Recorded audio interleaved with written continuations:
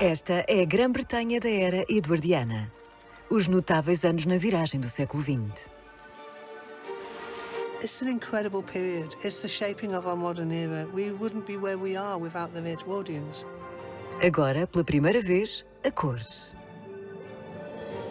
History tends to be about the rich, the famous, the powerful, whereas these people, they're ordinary people. This footage is about them.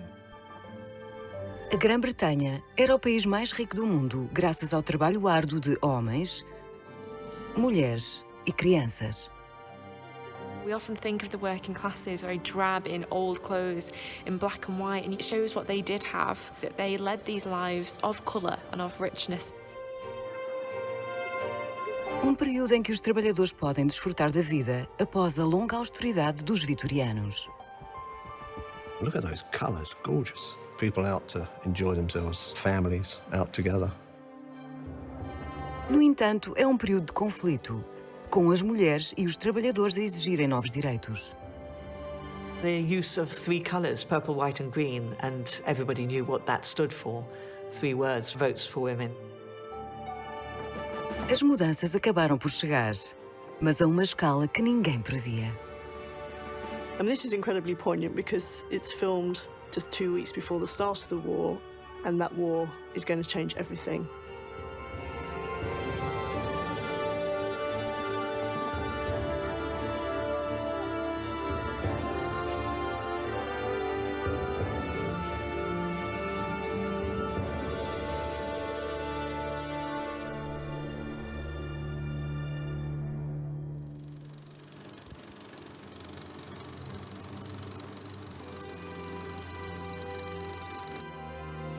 A vida na Grã-Bretanha da era Eduardiana começou com a morte da Rainha Vitória em 1901. Milhões saíram às ruas de Londres para testemunhar o funeral. Atrás do caixão de Vitória, cavalgava o seu filho e sucessor, Eduardo VII, o último rei a dar o seu nome a uma era. Com um novo século e um novo rei, a nação ansiava pela mudança.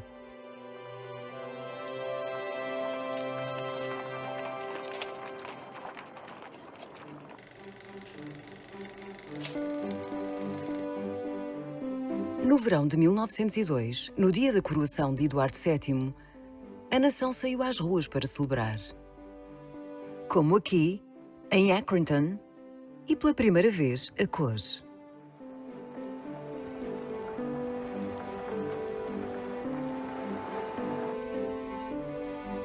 See, this one just fascinates me to see it because the pageantry of it from Accrington, it's, you know, just another kind of northern, kind of old industrial town. And when we look at the efforts that has been put into the costume, the sort of expense that would have gone into this parade. It's bright to the point of being blindingly bright, but that's part of spectacle. In the absence of TV, in the absence of the internet and a computer screen on every phone, this is the spectacle that brings people together. When you look at the whole history of the Edwardian and Victorian period, people were on the streets all the time. They would parade for temperance, they would parade for the Whit Walks, they would parade for Catholic processions, Protestant processions. So they paraded massive big banners, huge pageantry, dressed up, and it was a spectacle. And this coronation procession would have lasted about 2 hours. I think what we're seeing here is a film of how conscious people are of what's happening in the rest of the British Empire. How people have absorbed descriptions of empire from newspapers, from popular culture, and so on. Remember, this is only 3 months after the end of the Boer War. There will have been a lot of talk about Africans. And I think this film reflects how globalized thinking was at this moment in time. These are people in the absence of having sufficient people of colour black themselves up to include those people of colour as part of the British story. So they want the British story to be authentic, and for it to be authentic, it has to include people of the empire.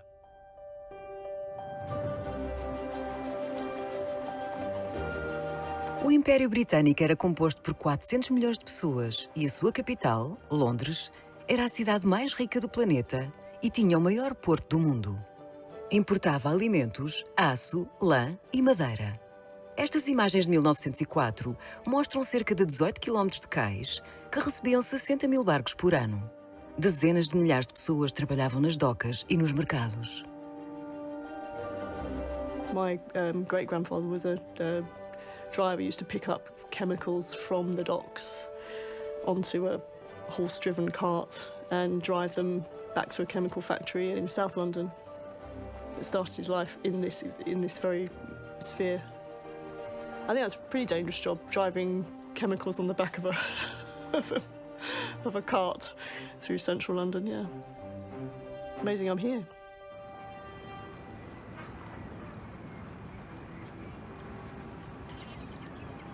So the London docks, it's a real hub. It's built on physical labour, the physical transport of goods. And a lot of these men in the pictures, they would be casual workers hired by the day. They'd have to turn up to the dock to see if there's work for them that day. The Edwardian period's a pretty tough time to be alive. OK, society's changing and reforms are being introduced, but people are working very long hours, average working week of 60 hours plus. Low wages on the whole for most people. So everybody you see here would have a story to tell, I'm sure, about their working lives. Bobby Cooley trabalha no mercado New Covent Garden Flower em Vauxhall. Foi a terceira geração a trabalhar no antigo mercado de Covent Garden, que na altura era um mercado de fruta e vegetais e não apenas de flores. My dad's granddad works as a porter in Covent Garden, and my dad's dad, me, lots of uncles at one time. I think I had 7 relatives working. I was 16 when I started. I was one of the last kiddies to be working hard in Covent Garden. Pouco tinha mudado na forma como o mercado funcionava desde a época eduardiana. Lots and lots of vegetables for sale, all sorts of stuff. Looks like spring by the vegetables. Guys portering with the cotchels on their head and all sorts of things on their head. Bushels, which I know have 28 pound in them. Apples, looks like cabbages. You could sell a market porter. You normally had a scarf and a cap because you're carrying a lot of stuff on your nut and you don't want to sort of like completely do your brains in. Ladies, now this is an important part. Ladies here working hard in the market, the flower market as porters, and in the veg market shucking peas and processing stuff. I can really relate to these people in this picture here exactly because they're working as I used to work, i.e. they're working with wicker and boxes where we used to work with cardboard and plastic. But yeah, we shoved as much stuff around as they did.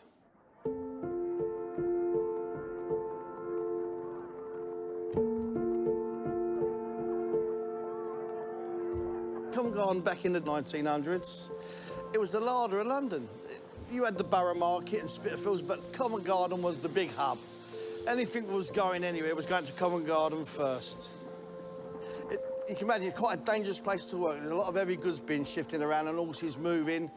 You know, them ladies up there were quite fearsome ladies. They used to, as much as the men, as far as the swearing goes, I was told.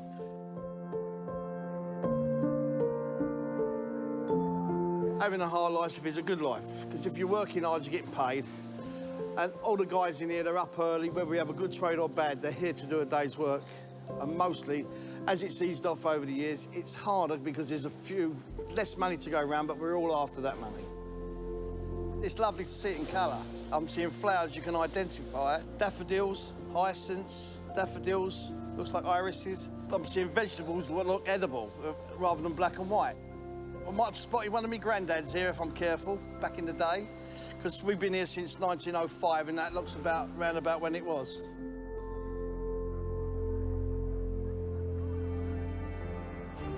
Londres podia ser a capital do Império, mas a verdadeira riqueza da Grã-Bretanha estava mais para norte, onde milhões trabalhavam nas fábricas e nas minas. Long hours, accidents, deaths. It's a really dangerous industry. You had to work so fast. You had to really go like that. You couldn't stop, and woe betide you if you missed any of the dirt.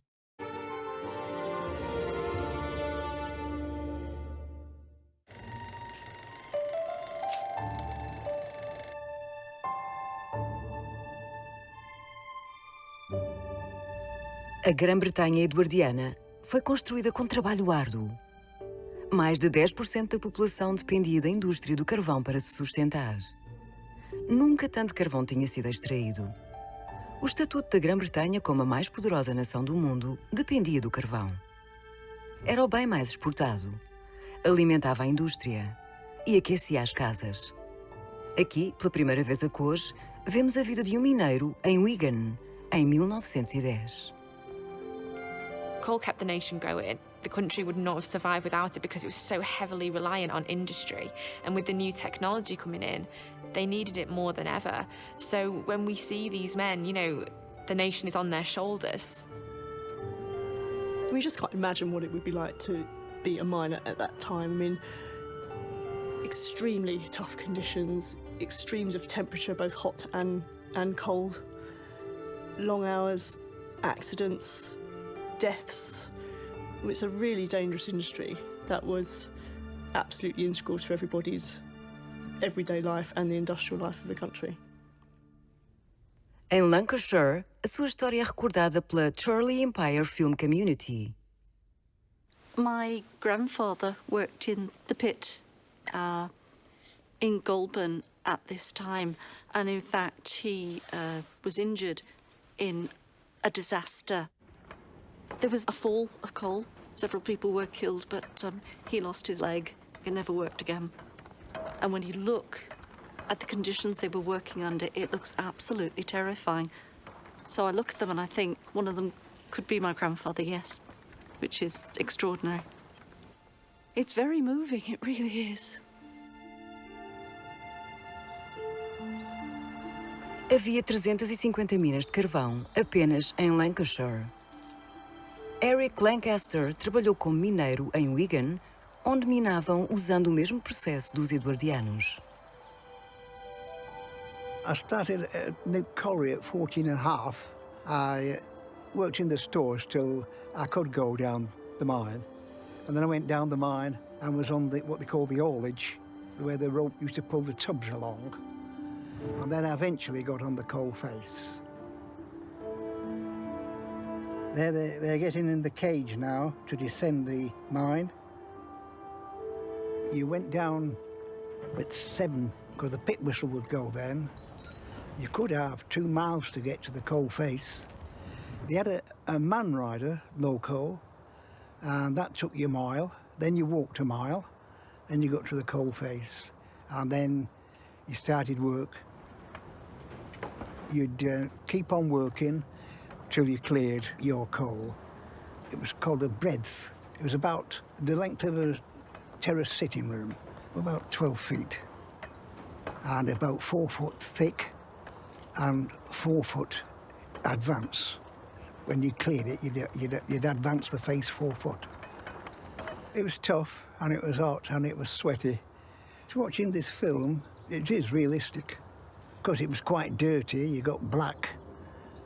And when you'd finish your shift, you were covered in coal dust. So you wanted to get into the pithead baths for a real hot shower. Não eram apenas os homens que trabalhavam na indústria do carvão. As mulheres também.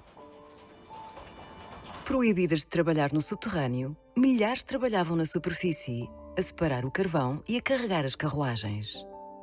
Eram conhecidas como as Pitbrow Lasses. Rita Colshaw fez parte da 4ª geração da sua família a trabalhar nas minas.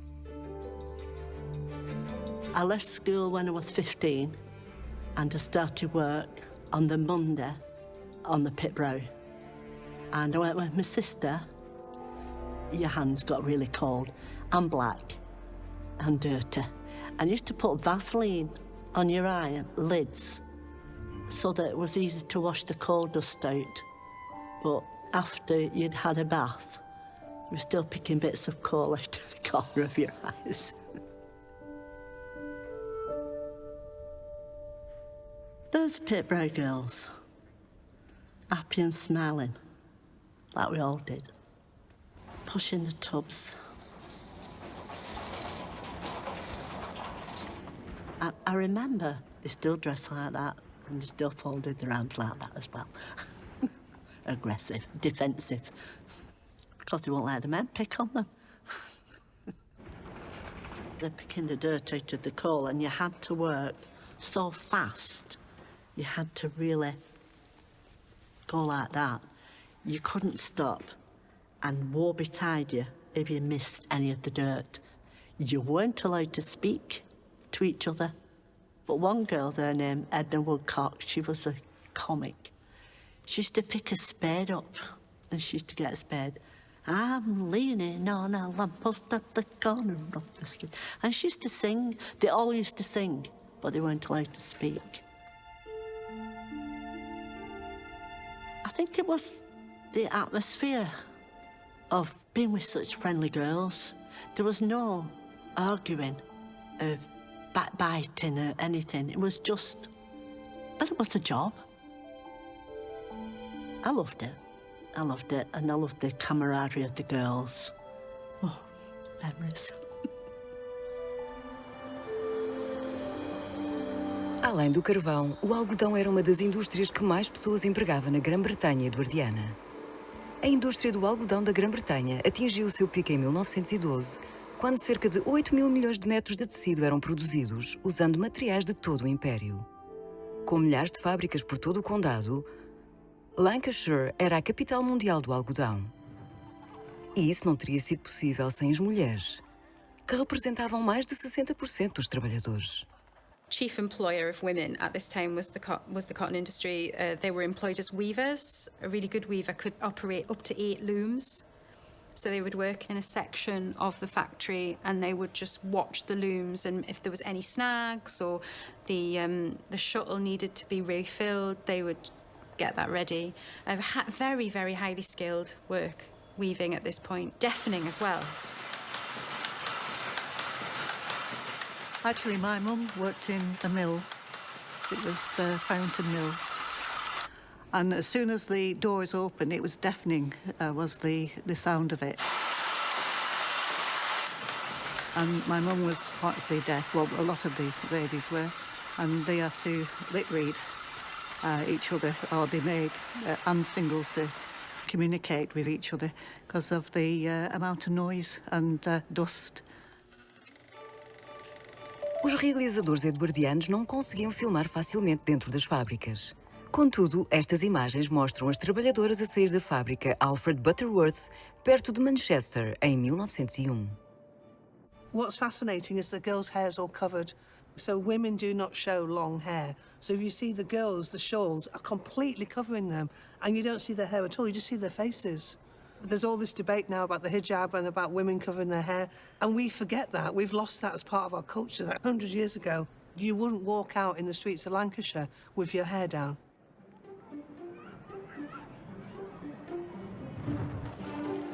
Na Grã-Bretanha eduardiana, o papel dos homens foi publicamente documentado. Contudo, o trabalho das mulheres podia ser igualmente especializado, como foi capturado por estas imagens de 1910 da fábrica dos irmãos Siemens, em Dalston, na zona leste de Londres, onde as mulheres estão ocupadas a fazer lâmpadas elétricas. Watching the work that she's doing, it's skilled work. You know, it is really intricate, detailed work, difficult work as well, which would have taken a lot of concentration, a lot of effort. And we think about the working hours as well, how long you would sit and do that for. And the colours of it, again, you know, we often think of the working classes very drab in old clothes, in black and white, and you see the different patterns, the different textures, and it makes them real. It shows what they did have, that these aren't people to pity, that they led these lives of colour and of richness as well in one way. And I love that she's wearing her locket and her jewellery as well, you know. It challenges a lot of people's perceptions of what the working class would have looked like in Edwardian Britain. This is a working woman. She isn't something out of a Dickens novel. She's real, she's got her jewellery, she's neat, she's tidy. The quality of the film, the exactitude of the images, it's really extraordinary. We're used to everybody being a bit distant, but these images of ordinary people working, they're very touching, really. They're very moving because you feel a kind of human connection with somebody who's just, there doing something. And there's nothing more human than working with your hands, really. And to have these very very beautiful and very clear images of people doing intricate work for you to watch.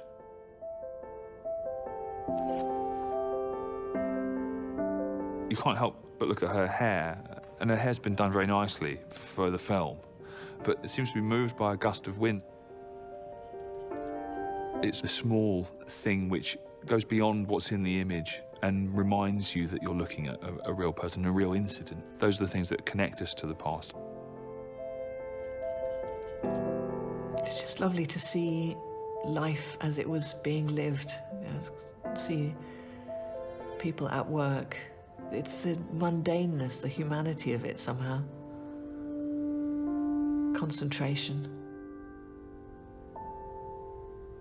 They used to talk about women and the low-paid work, you know, the invisible work, the 5 Cs. So women as cleaning, cooking, cashiering, clerking, and caring. There were also women in factories, as we've seen here, but it's the lowest paid work, often the slightly dangerous work. But having said that, the options for men as well were much more defined and confined for particular classes of people than they are now.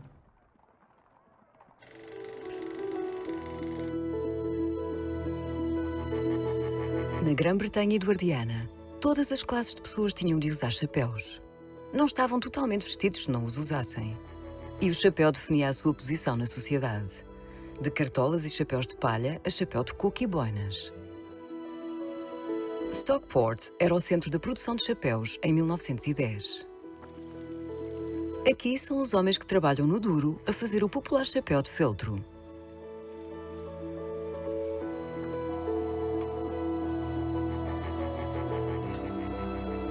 Steve Cossey deve ser o último aprendiz de Stockport que continua a trabalhar na indústria dos chapéus. The processes that they go through are over 130 processes just from that to actually get it blocked into a shape. The blocking aspect is done with the boiling water. So the hats are put into the boiling water, which means the hat body then is pliable, so they're able to stretch the hat body over the wooden blocks. Sometimes the air gets trapped between the hat body and the block, so they're used to blowing it to get all the air out. The men could block around probably 200 to 300 hats a day. You can imagine the problem they have with their hands, putting it in and out of the boiling water. No entanto, não eram apenas as mãos que sofriam. I'm a hatter, and many people would know the term from Alice in Wonderland, the Mad Hatter. Now, the Mad Hatter comes from when they used to use mercury to make the hats, and it made all the men who made the hats go nutty, basically. And this wasn't realised until quite late after they'd been using it, and then once that was found, then they abolished it and was never to be used again. It was very hard, very hard. You know, it's quite a lot of pressure on the hand, and it's the vibration and the fur rubbing on your hands which can cause the sores. What we want to do is keep this tradition going, so the hat industry is still alive, but we want to keep using the traditional methods and make them in the UK, in Stockport or Denton, just like they did in the early 1900s.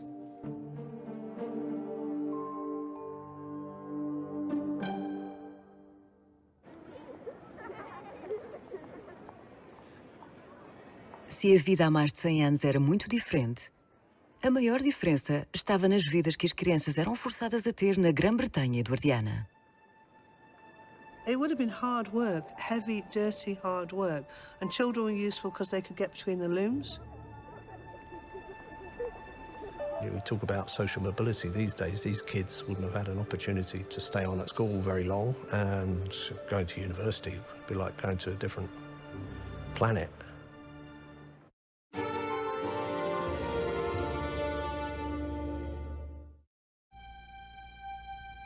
A Grã-Bretanha eduardiana era a nação mais rica e poderosa do mundo. O seu poder e riqueza foram conseguidos graças ao trabalho árduo de homens, mulheres e crianças. Todas as crianças tinham uma educação básica, mas a maioria abandonava a escola aos 12 anos.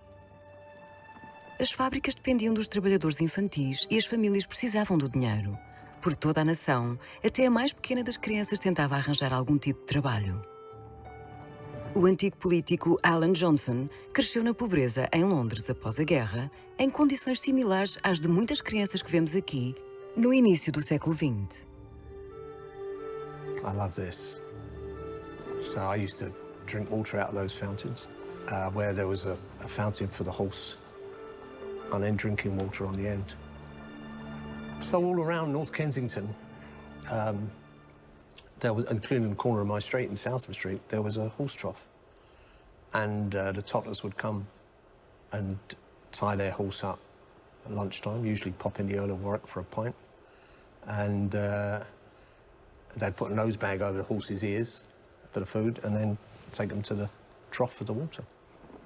And those kids look as if they're up to no good. 3 ragamuffins. Difficult to know what they are. They could be rag pickers, people who make an existence by just harvesting discarded clothes and recycling them in some way. It certainly doesn't look like a toy cart. It looks like they're at work, probably on the embankment. Algumas crianças trabalhavam apenas meio-dia. Iam para a escola até ao meio-dia e depois iam trabalhar. Como as que vemos aqui, na fábrica de algodão de Butterworth, perto de Manchester. So this is the reason why Lancashire was such a prosperous county in the Edwardian and the Victorian age, because women worked, the men worked, and the children worked. So they would have 3 or 4 income for a household. And the factories, they would employ up to 6,000 to 8,000 people, some of these factories. It would have been hard work, heavy, dirty, hard work. And children were useful because they could get between the looms. The way we now see children is very different from the way in which Edwardian society saw children. For working families, they saw children as a source of labour, extra labour, especially labour that men didn't want to do, that women couldn't perhaps do, and that they could. But there was a call for reform and for children to attend schools. And certainly laws came in to try and force all children to attend school, but many didn't. Many still worked, and many of the families relied on the labour that children provided. Estávamos nos primórdios da indústria cinematográfica. Na época, era invulgar ver uma câmara. As crianças estão intrigadas. It's almost like he's going, look at me, and he looks, and he's playing in front, and he hits his friend. But he's so natural in front of the camera. He's like the instant film star. He does look like the Artful Dodger. You've really brought him to life. In their faces, there's a lot in there. They look old beyond their years, and it's partly the clothes, it's partly that they're at work, it's partly, you know, some of those faces are pinched with poverty, and they would have seen a lot in their short lives, I'm sure. All the missed opportunities. I mean, we talk about social mobility these days. These kids wouldn't have had an opportunity to, certainly not to stay on at school very long, and going to university would be like going to a different planet. So they knew where they were going, into the factory. There's a bloke with bow legs coming down there. That's Ricketts. Can hardly walk, look. Oh, painful. As crianças corriam o risco de sofrer de raquitismo quando estavam em crescimento. A doença era provocada pela subnutrição, falta de vitamina D e falta de luz solar. Well, it was beginning to die out, but it was still a fairly common feature. So living conditions are improving, infant health is beginning to improve, all these things that contribute to those kinds of changes. But as you can see, it's still very present in some of these films. Kind of gets me is that some of these lads probably didn't come back from the war. You start to project our knowledge of what would happen in the build-up. You think these lads who are staring at the camera and, you know, look so innocent. This generation, this decade of time would change their lives forever. So that, it feels like quite poignant when you do see them coming out. That's what I find fascinating about these films. Picking out an individual, wondering exactly what became of them. and where their children are today or their grandchildren.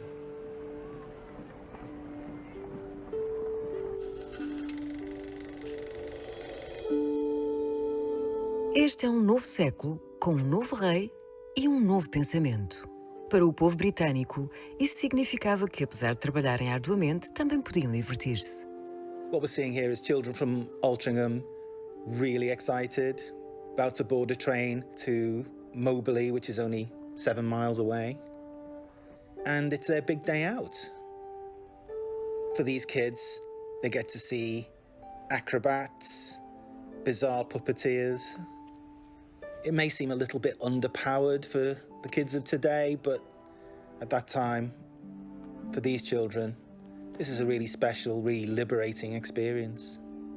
It was a hard time, the Edwardian period, for children because their parents often were working full time. They didn't have a lot of opportunity to get outdoors. So this is one of the reasons why outings like this were so important, to try and get children out into the countryside, away from the sort of polluted areas in towns and into the fresh air, so they could run around and play. And I mean, childhood was very short at this point. You know, people had to grow up very quickly and get to work, and you really, I mean, we have a concept of childhood, you know, really lasting now until sort of 18, but childhood in many ways was over by the time you were 12 in the Edwardian period.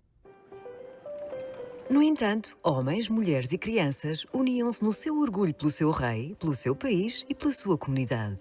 Juntavam-se para grandes celebrações como esta, em 1902, a Preston Guild, que acontece a cada 20 anos.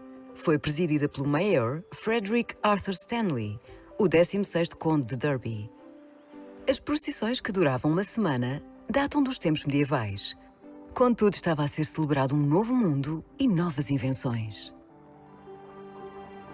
So it's not unlike a modern carnival, different floats coming through the town, and they're all part of the textile trade. And of course, that's the thing that had made this region, you know, had made the area what it was. And that is the symbol of the trade. I mean, you know, the loom. That would have meant so much to so many people. Generations of people's families would have worked in different elements around those kinds of machines, you know, from the kids sweeping up on the floor to the supervisors running the, you know, a whole floor of hundreds of these things. It would have been a huge occasion for the town. You see the pavements thronged, especially if it's only happening every 20 years or so. What's that pig doing? I'm surprised to see a pig in the middle of a textile parade. Wow, the famous MAIS pig. So MAIS were butchers based in Preston on Shepherd Street, and they had a factory, but in the 19th century they became famous for their sausages, which were called MP sausages. The pig became a sort of mascot for them. It went on to appear in 2 more guilds in 1922 and in 1952, so it became a bit of a star. Sadly, we don't know what happened to it. I mean, look at the guys. I mean, they've got butchers with huge knives as well. I've never, you know, it's crazy. I think because you've got colorized, things stand out that you wouldn't have seen before. It's a fantastic piece of footage. Momentos de lazer, anteriormente apenas para os ricos, estavam agora disponíveis para a classe trabalhadora, mesmo sendo apenas um dia por semana. Parques de diversão sazonais eram muito populares no início do século, como este perto de Halifax, em Yorkshire. This is Sunnyvale Hipper Home Pleasure Gardens. It was 2 shillings to get in, and it was a place where the emerging middle class and also the aspirational working class would go for their leisure time. So you'd have boating lakes, you'd have swings and people dancing. So it was just, you dressed up, it was your Sunday best, you put your best shoes on, you didn't wear your clogs, you wore everything. This is actually a early form of a roller coaster. It's called a mountain glider or a switchback. We were taken up the hill by a horse, and you can see the horse in the shot, and then you just were let down on this, almost like a carriage that you would see in coal mines, and you're on this little rickety carriage, and then it would break at the bottom. O homem que opera a carruagem é Joseph Bunce, proprietário dos Sunnyvale Gardens, que pagou a realização de um filme turístico.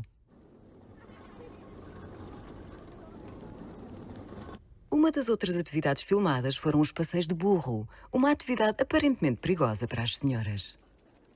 Ooh, ouch. That looks very painful. Humiliation on film has never ceased to be everybody's favourite thing, you know. Also, I thought perhaps maybe she's drunk. They do look as if they're having a wonderful time. The lady who fell off the donkey laughs and gets straight back on. I mean, you know, good for her. Yeah. They're obviously having a great time.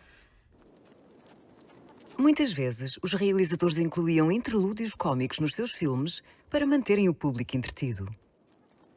Se olharem atentamente para a senhora, talvez este seja um exemplo precoce de um duplo de cinema.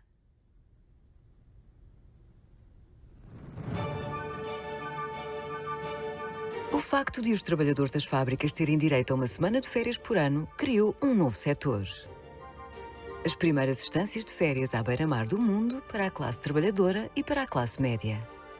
E uma estava acima de todas as outras.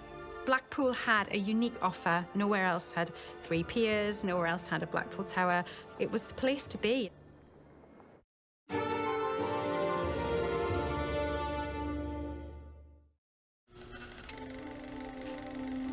A Grã-Bretanha, na era eduardiana, era a nação mais rica e poderosa do mundo.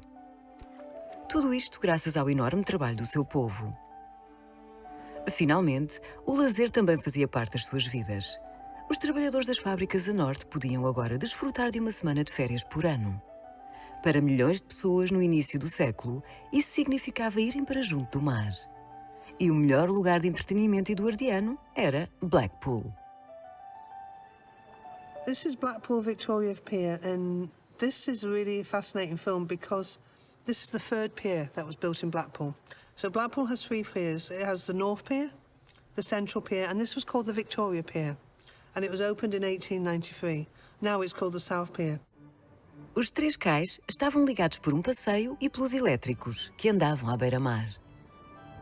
This film was made commemorating the opening of the new promenade in 1904, which allowed, you know, this fantastic promenade walkway right up to the new pier, Victoria Pier. And what they're doing is promenading, really what piers were built for. You promenaded on the pier. It's the idea of you being able to walk out to sea and being able to look back at Blackpool. I mean, that was a huge attraction. I mean, promenading was a big social activity at this point. Wonderful glimpse back at the sands there of the early housing in Blackpool. Most of that is now gone. You know, it's been replaced by large hotels. This tram is also incredible because it's also advertising Blackpool's famous Winter Gardens, a fantastic indoor entertainment complex with the Opera House and then the Empress Ballroom. So a real palace of entertainment, one of the big attractions in Blackpool where everybody went to enjoy the greatest stars of the day or dance on the fantastic Empress Ballroom dance floor. You've got middle-class people and working-class people all mingling together in ballrooms. Everybody knew how to dance, everybody could waltz, and it was a big part of the culture of this time. You dressed up to go to the seaside in the way that you dressed up to go out on a Saturday night. You only had that week off, and you didn't get paid for it, and you saved your money, or you'd have holiday clubs. They came here for access to the sea, to bathe. They came here for the sweets, the treats, the ice cream. You know, they came for things that they couldn't really get at home. At the same time as the Victoria Pier, the great Blackpool institution of the Pleasure Beach was opening and developing it. They brought these incredible rides from all over the world, and the river caves was this incredible journey. So you went through all the caves of the world in Blackpool. So it was an astonishing attraction. A River Caves ainda existe hoje em dia. A outra diversão que continua a ser muito popular é a Captive Flying Machines de Sir Hiram Maxim. É a diversão mais antiga do Pleasure Beach. Entretém o público desde 1904. Maxim é mais conhecido por ter criado a primeira metralhadora automática, mas ele sonhava em inventar um avião a motor. Ao criar esta diversão, esperava angariar fundos para construir uma aeronave. Infelizmente, Este foi o mais próximo que esteve de construir uma máquina voadora. Os irmãos Wright fizeram-no primeiro. Com 4 milhões de visitantes por ano, Blackpool começou a atrair uma nova onda de empreendedores. As iluminações que vemos atualmente começaram por iluminar a cidade em 1912. E nenhum outro lugar tinha uma atração igual à Torre de Blackpool. It was built on the most prominent position overlooking the central beach, which was where Blackpool sprung from. It was where all the entertainment was first offered to the masses who arrived on their day trips and then holidays. Blackpool Tower was always about making money, and it made a lot of money. It could have thousands of people could go through its door every day for a mixture of attractions. So you could go dancing, you could have a cup of tea.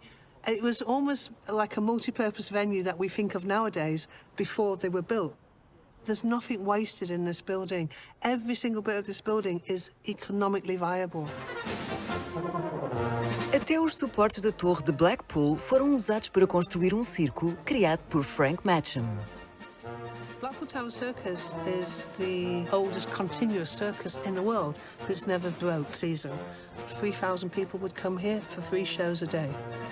So it was advertised as a variety and aquatic circus. So basically, this ring would drop down and 40,000 gallons of water would come in, and then people would swim, horses would dive into it. The central stars were the clowns. Blackpool Tower clowns were very famous. At the early period, there was definitely elephants, and in the morning, during the season, they would take them down and you'd go out onto the promenade and they would actually go swimming in the water, in the sea. And it was a very clever attraction because basically people would come to see the elephants going in the sea, but it was also a way of advertising the circus.